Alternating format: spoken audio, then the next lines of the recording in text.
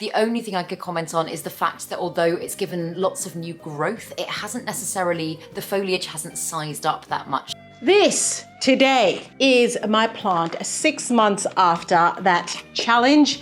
These are the new leaves of my plant. Remember that plant challenge that I took part in?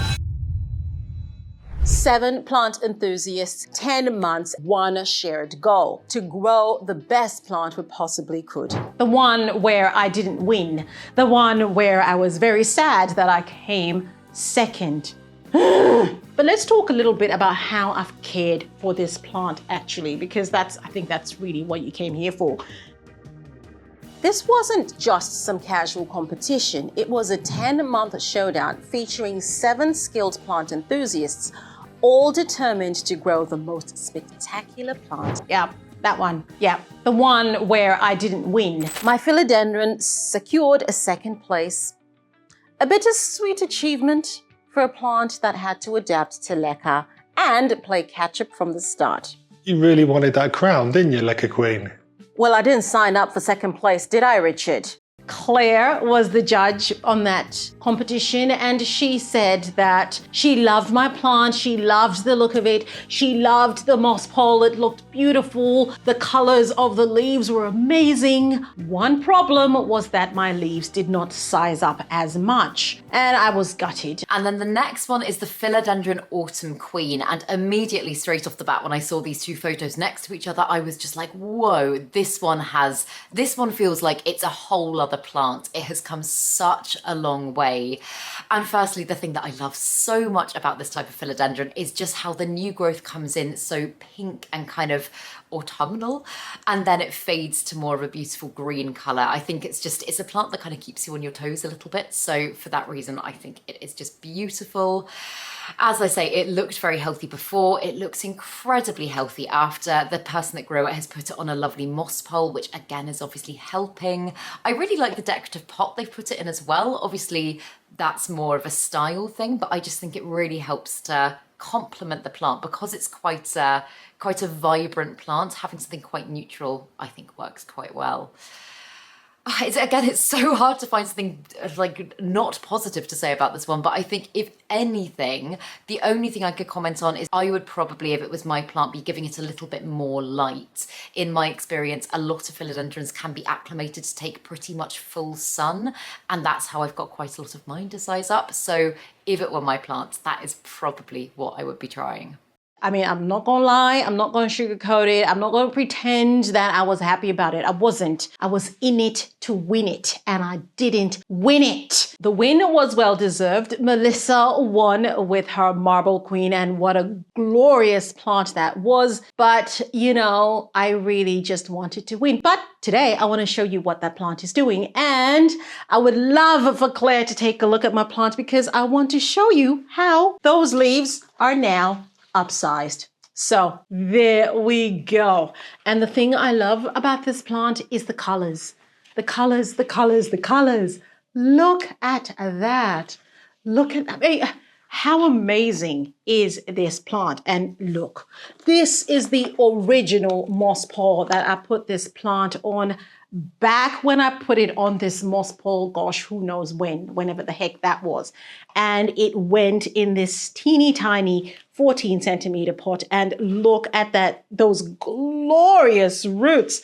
The roots on this plant are just amazing, and they are red, and it is just doing so well on that moss pole. And it's, oh man. I'm actually entirely speechless. So anyway, like I said, I was told that my plant leaves weren't sizing up because this is where we started and this is where we are today. And look, it was a competition. So obviously on the day of judging, my plant didn't look like this. So I can't whinge about it. And look, there was nothing I could do about the fact that my leaves didn't turn out like this at the time. Moral of the story is the plant will do what the plant wants to do when it wants to do it. And this plant is definitely bringing the moss pole looks. And I know I go on and on about how I don't like moss poles and blah, blah, blah, blah, blah. But look at that. look at that gorgeousness. This video might just be all about looking at this gorgeousness. And so when I got the plant, I immediately put it in Leca clay balls. So it went through the long method.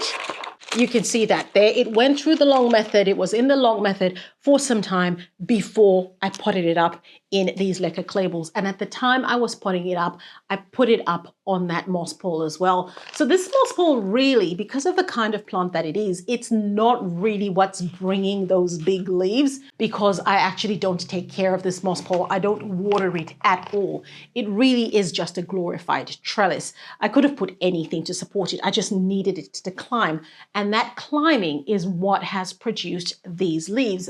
But because my plant is living in Leca clay balls, I provide nutrient solution. So I give this plant a foliage focus. Growth Technology Foliage Focus is what I use, but you can use any type of hydroponic fertilizer that you want that's available to you. And if you would like to get yourself some foliage focus, there's a link in the description below with a discount code that will take you to Foliage Focus. So anywho, yes, I was giving my plant Foliage Focus, and I then, was giving it a lot of light, and that was really, really key. And part of what was said, again, going back to the small leaves, there was not much I could do about that. But when you look at the internodal spaces here, you can see that those leaves were coming pretty thick and fast, right? So this plant was getting a lot of light at this point in its journey. So those leaves were just coming out. I mean, they were sizing up, but just not,